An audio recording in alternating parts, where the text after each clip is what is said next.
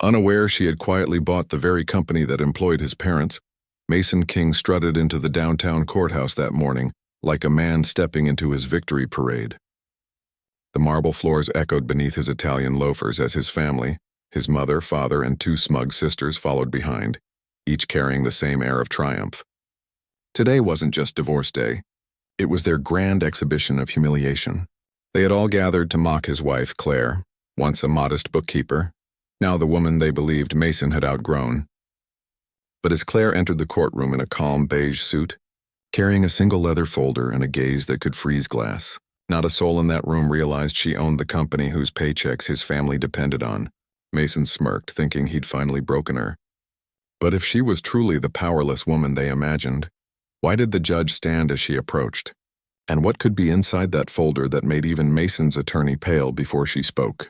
The autumn sun poured through the courthouse windows, painting streaks of gold across the polished floor where Claire sat alone, hands folded neatly over her lap. Her face was calm, almost expressionless, as if the chaos that surrounded her was none of her concern. Yet behind her composure was the quiet storm of a woman who had seen too much. Betrayal, greed, and the cruel irony of love turned into arrogance. Across the hall, Mason laughed too loudly. He always did that when he wanted attention. He leaned against the pillar, his charcoal suit fitted like armor, flashing his white teeth at his mother, Patricia, who dabbed her lipstick with satisfaction. "After today," Patricia said, her voice cutting through the corridor, "we'll finally be free of her drama. My son deserves a real woman, one with class and breeding, not some accountant pretending to be a queen." Claire heard every word. She didn't turn, didn't flinch. Only her left thumb moved slightly, rubbing the edge of her wedding ring. The same ring Mason had once placed on her finger in a dimly lit diner when he still had nothing but dreams. Back then she believed in those dreams. She worked 2 jobs to fund his MBA, skipped her meals so he could build his tech startup, and typed his investor presentations late into the night while he slept beside her. She was there when his first product failed. She was there when the second one took off. She was there when success changed him. Now she sat waiting to be erased. When Mason finally walked over to her, his voice dropped into that familiar mix of condescension and charm. "Claire," he said softly, almost rehearsed, "I want today to go smoothly. Let's not make this messy. You'll get the settlement, enough to live comfortably. But you know this marriage stopped working years ago." Her eyes lifted to him. "Stopped working?" she repeated quietly, as if tasting the words. "You mean when you stopped coming home or when you started pretending I wasn't in the room?" He exhaled sharply, annoyed. "Don't start this. You knew what you were signing up for. We grew apart. I'm not the same man you married. You're not," she said, standing slowly. "The man I married had humility. The one standing here just wants an audience." Mason frowned, his pride bruised. "You think you can guilt-trip me now? You'll walk away from this with money." "You should thank me," she smiled faintly. "I already have everything I need." Before he could respond, the courtroom doors opened. The clerk called both parties in. Mason's attorney, Jonathan Reed, a slick man in his 40s with a gold watch that gleamed like his ego, gave Claire a smug nod as they all entered. Mason's parents followed closely, whispering and smirking as though attending a performance written just for them. The judge entered moments later. To everyone's surprise, he stood when Claire approached. He offered her a polite nod, the kind reserved for someone of importance. Patricia's whisper broke the silence. "Why is he greeting her like that?" Mason ignored it, leaning toward Jonathan. "Just get this over with. We have a dinner at the Mayfair after." The hearing began.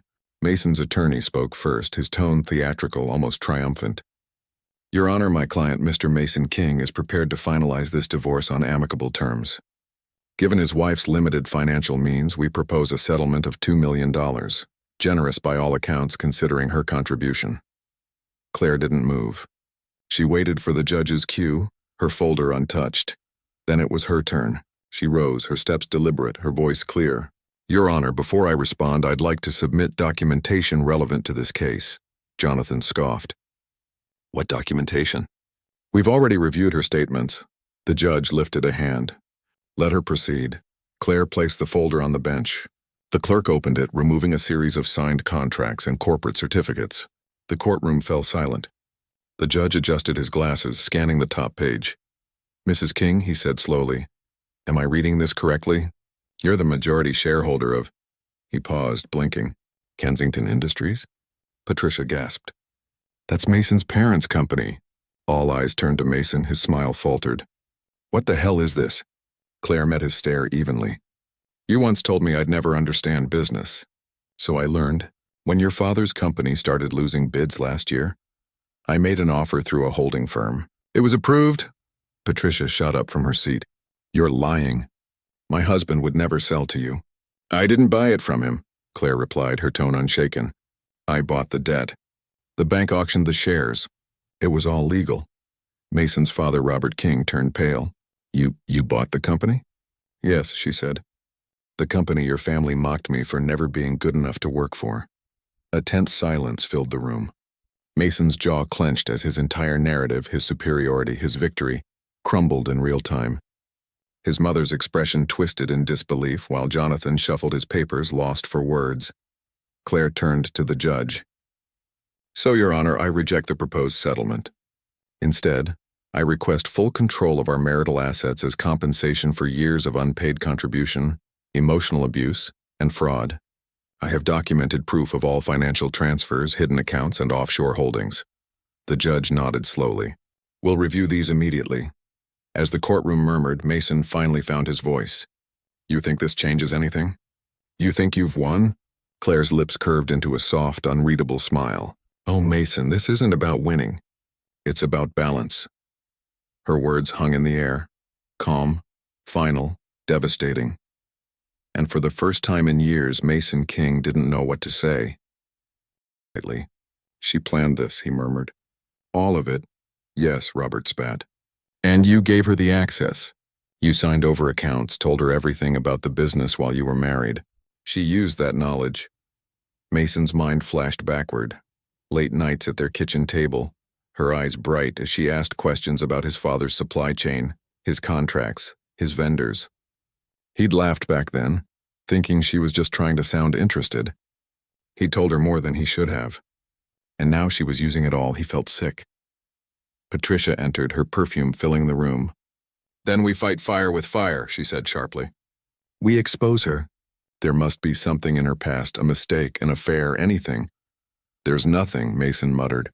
"She's clean." Patricia folded her arms. "Then find dirt. Everyone has something to hide." But as he sat there staring into the flames of the fireplace, Mason realized the irony.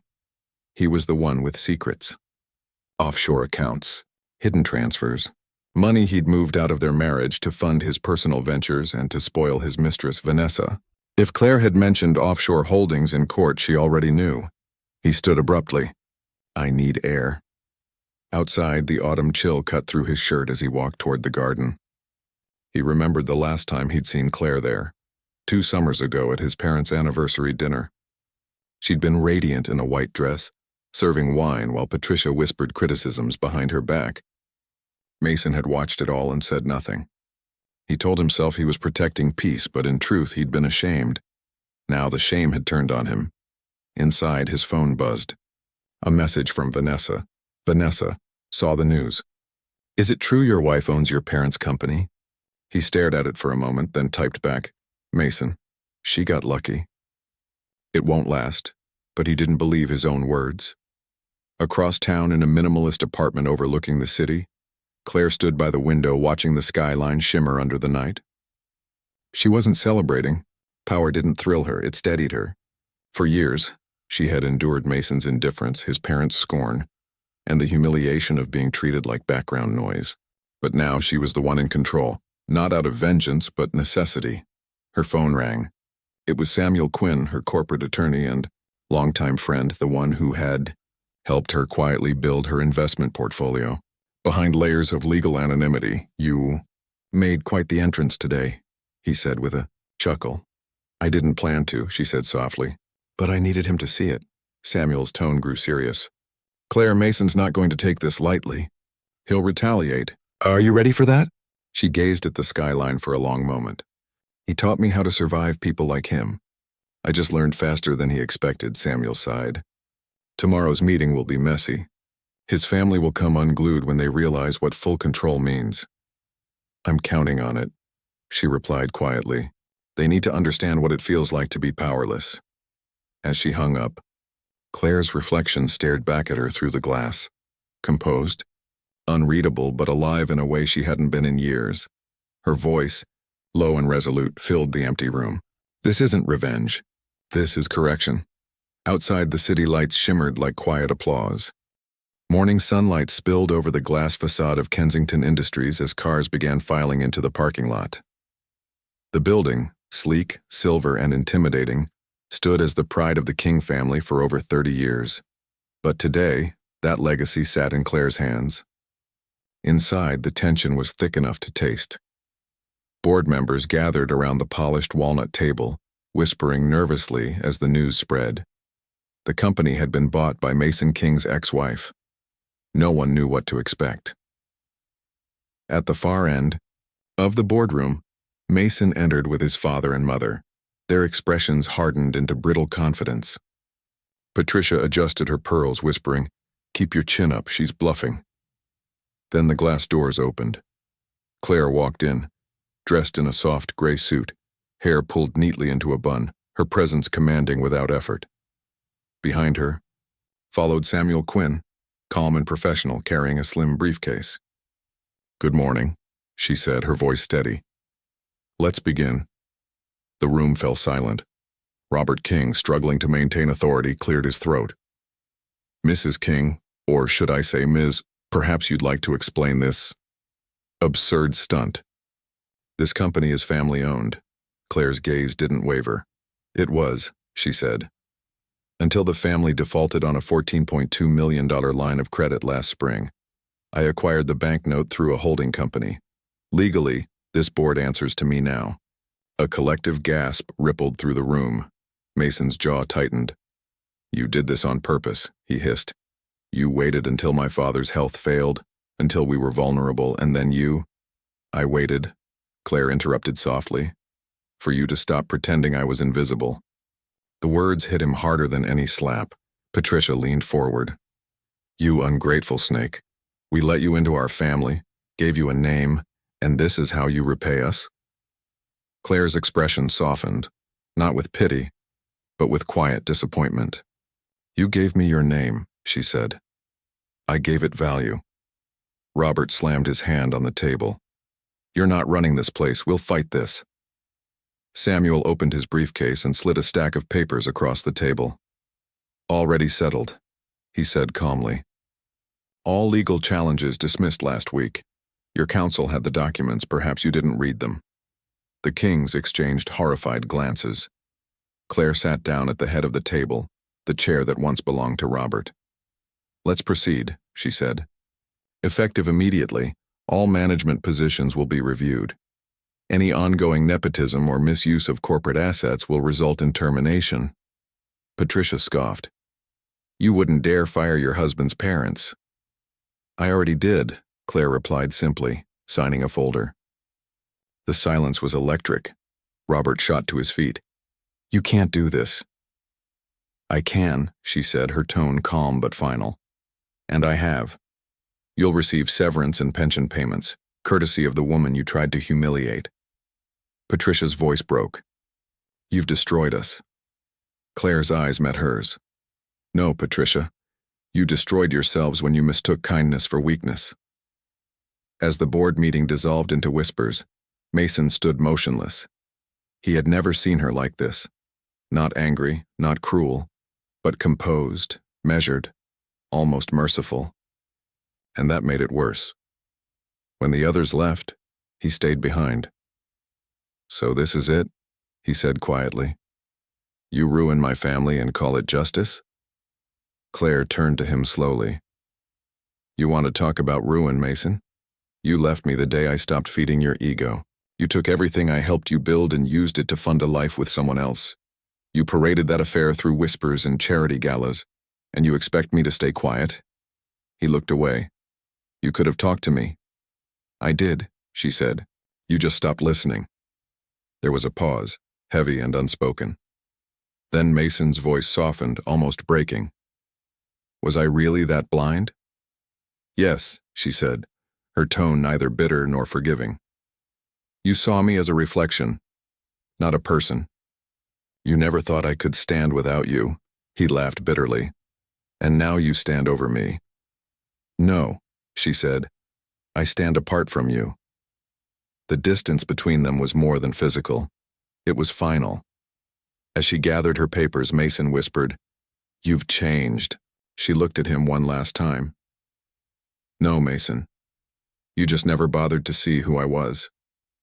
He watched her walk out, the woman he once loved, the woman he'd tried to bury beneath his pride, now holding the world he thought belonged to him. Outside the glass doors, Claire paused. Through the reflection, she saw the three of them, Mason, his father, his mother, frozen in disbelief. For the first time in years, she didn't feel anger. She felt closure. Samuel approached beside her.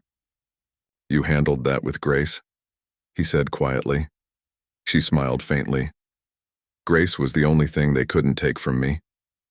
They walked through the corridor together, her heels echoing like punctuation marks at the end of a long chapter. Employees turned as she passed, not with gossip but with respect. At the exit, she stopped, glancing up at the company's logo. For years, it had been a reminder of her exclusion.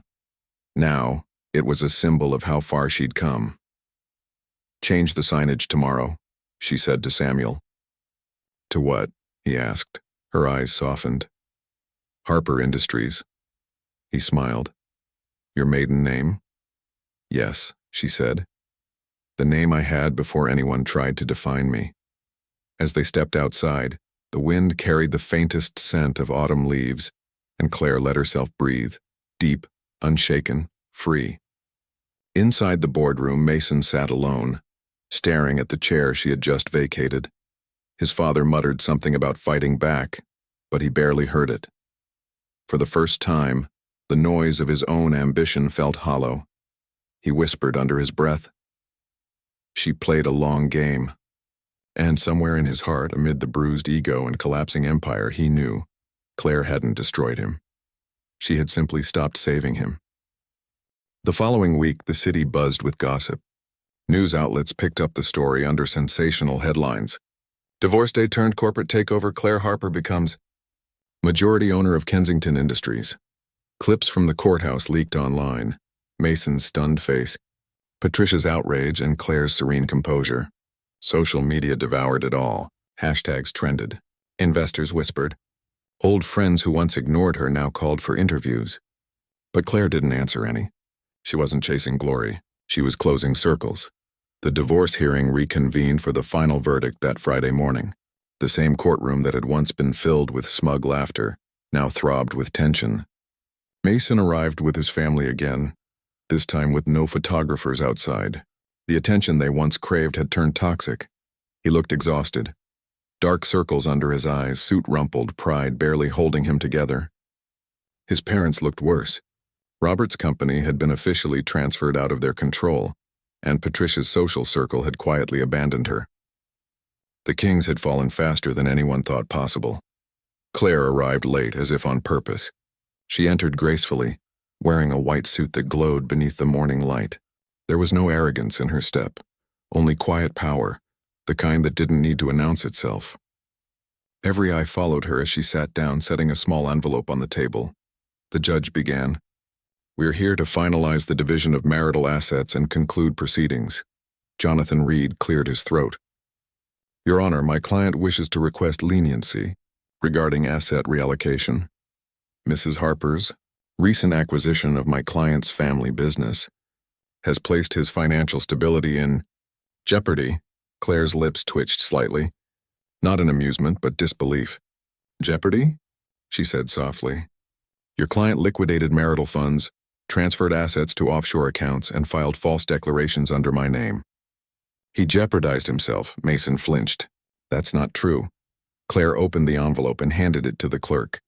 Bank statements, wire logs, and shell company records, she said. All authenticated. The judge reviewed the papers in silence. The sound of pages turning felt deafening. After a long pause, he looked up. Mr. King, do you deny these transactions? Mason's voice cracked. Those were business restructures. Investments? Through a mistress's company? Claire interjected, calm as glass. The room froze. Patricia gasped audibly. Robert turned to his son in horror. The judge sighed heavily. Given this evidence, the court finds grounds for fraud and asset concealment during the marriage. Therefore, Mrs. Harper is entitled to full control over all disclosed and undisclosed properties and accounts held jointly or under pseudonyms. Mason slumped back, his world collapsing one sentence at a time. But Claire wasn't done. She reached for the second document and handed it over. And one more thing, Your Honor. I hereby withdraw all financial claims for alimony or compensation. I don't need a cent from him. I only request that the court approves the legal reinstatement of my maiden name. The judge nodded. So ordered. Mason's head shot up. You're not taking the money. She turned to him, her expression unreadable. You mistook this for revenge. It was never about money. It was about showing you, and everyone who cheered when you humiliated me, that I was never beneath you. I was just patient. Patricia, shaking, muttered, You've ruined our family. Claire's eyes softened for a moment. No, I only removed what was never genuine. You built your world on pride. I rebuilt mine on silence. The judge stamped the decree. This court recognizes the marriage of Mason King and Claire Harper as officially dissolved. The gavel fell. It was over. The courtroom emptied slowly. Patricia avoided eye contact, tears streaming silently. Robert walked out stiffly, his cane clicking against the floor. Mason stayed behind, his hands clasped, staring at nothing. Claire lingered by the window, the sunlight tracing her outline like a crown. He finally broke the silence. I never thought you could be this cold. She turned slightly. You taught me how to be. I loved you once, he whispered. I know, she said softly. But love without respect is cruelty in disguise. He swallowed hard. What happens to us now? There is no us, Mason, she replied. There's only what's left, and that's yours to fix. She picked up her bag, but before leaving, she paused. By the way, your parents will receive their pensions. I'm not them. And with that, she walked out, head high, heels echoing like closure itself. Outside, cameras flashed again, but this time she didn't hide. She smiled, not for show, but because she finally felt free. A reporter shouted, Mrs. Harper, how does it feel to own the company that once rejected you? Claire paused just long enough to answer, It feels like peace. Then she stepped into her car and disappeared into the daylight. That evening, news stations aired footage of her entering the new Kensington building, now rebranded Harper Industries. Employees clapped as she unveiled a new mission plaque on the lobby wall. Power built on pride collapses. Power built on purpose endures. Across town, Mason sat alone in the dimly lit study that once belonged to his father. The house was quiet, too quiet. His phone buzzed, messages piling up from reporters and creditors. But he ignored them all. On the television across the room, Claire's face appeared, calm and confident as she addressed her new board. He turned the volume up, unable to look away. Success, she said in the broadcast, isn't about revenge or wealth. It's about reclaiming your dignity when the world tries to strip it away. Her voice was steady, resolute. This isn't a story about betrayal, it's about awakening. Mason exhaled, leaning back in the leather chair that once symbolized everything he thought he was. He poured a drink, the amber liquid trembling in the glass. When the reporter asked her final question, If your ex-husband could hear you right now, what would you say? Claire smiled faintly at the camera. Thank you, she said, for underestimating me. The screen faded to black, and Mason, surrounded by the ashes of his own pride, whispered to the empty room, You're welcome. Outside, the world moved on. But somewhere deep inside him, a quiet truth burned. He had built an empire out of arrogance, and she had built her freedom out of everything he threw away.